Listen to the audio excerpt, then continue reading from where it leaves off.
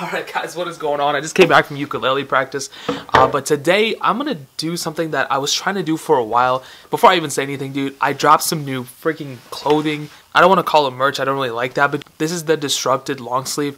I would highly suggest you guys, if you want to support this channel, to definitely check it out. I mean, I freaking love this thing, it makes me look so good.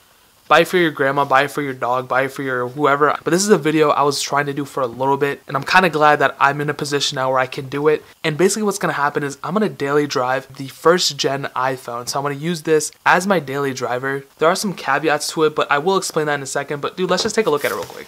Hey guys, what's going on? So yeah, I just already talked, but I'm just going to keep talking. So I'm going to talk over. So I wasn't really able to record my whole entire day, but I did find something kind of interesting. I'll talk about that more in a second. Now, one problem that I can't figure out right now that I use daily, okay?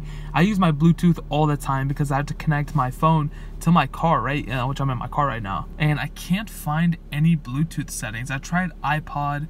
I just see all these other settings. I go back. I can't really find any Bluetooth settings.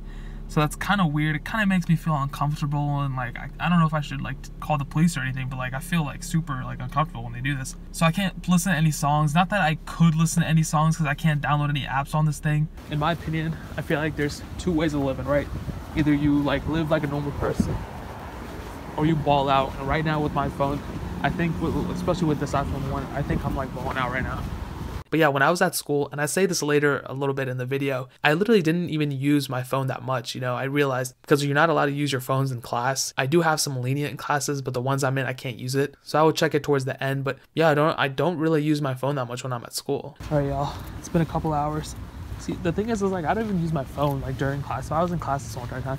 I don't really use my phone that much. So right now I'm about to pick up some Chipotle. The simple things weren't too bad either. You know, like I said, since there weren't any support for apps, you know, through the App Store, I had to use the web browser at all times. And the crazy thing is, and now I'm switching all over the place, but this is so important, I have to talk about it. Why is the battery life so good on this thing? Like, I don't understand it. Now, I do have a theory of mine, and I said I was going to explain it in a different video. I haven't done it yet, but I will. But why can't phones nowadays have just as good, if not better, battery life than this phone? And obviously, the newer phones are more powerful. They require more battery life, I guess. But honestly, this thing could probably last like 5 days if I didn't even charge it. But at the same time, what's the point of having all this battery life if you can't do anything with it, you know? Like I said, besides taking photos and setting alarms, I had to use Safari for basically every single thing, checking Facebook, Twitter, Instagram, all that stuff. And the sad thing is, half those things didn't even work. Now here's a prime example of a problem, okay? So beyond just that little screen blemish, I know my camera's up there, right? So I go ahead and open it, and look how long it takes.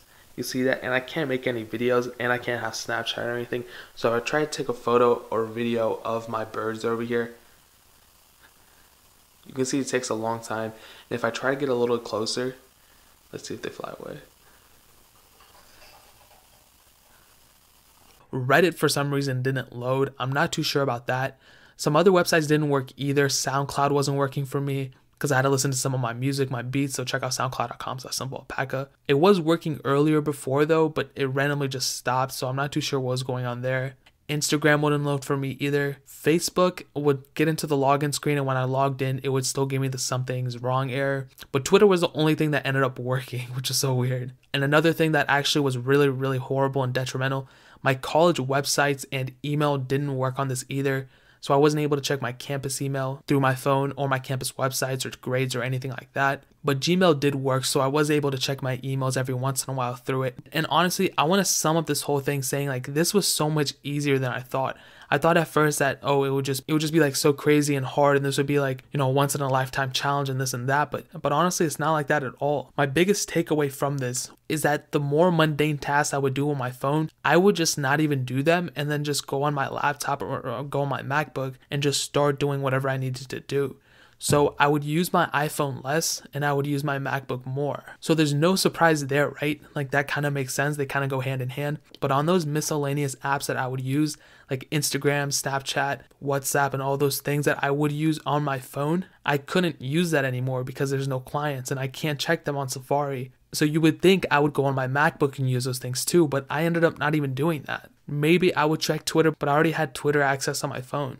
So I would just go on my MacBook and just end up working and being more productive. So can I make the statement that the dumber the phone you have, the more productive you're going to be? No, I don't think I can say that. But what I can say is that if you take away those little miscellaneous apps that you use and miscellaneous things that you're going to do throughout the day, and you take away the fact of you doing it, think that might trigger something in your head to be like, okay, like I can't do it. It's just so much harder to do on my computer. I'm just going to knock out this homework real quick or something. So that's an interesting thought I thought of. Does this mean I'm going to switch from my 7 Plus to my iPhone 2G as a daily driver? Obviously not. I'm still going to use my phone. I'm still going to be unproductive as I usually am. But it does kind of make you think, like, once you take away apps like that, you just end up naturally getting more stuff done. And that's pretty much my biggest takeaway. I would recommend, honestly, dumbing down your phone for a little bit and seeing how that works. I mean, it wasn't like life changing or like I'm not going to change religions now or anything. It just kind of makes you think, man, I do spend a lot of time on Instagram. I do spend a lot of time on this. When using a dumb phone, it actually kind of changes stuff up. So that's pretty much it, guys. That's pretty much my day, how I spent using the first iPhone in 2018. If you guys agree with me or you disagree with me or you have questions or anything like that,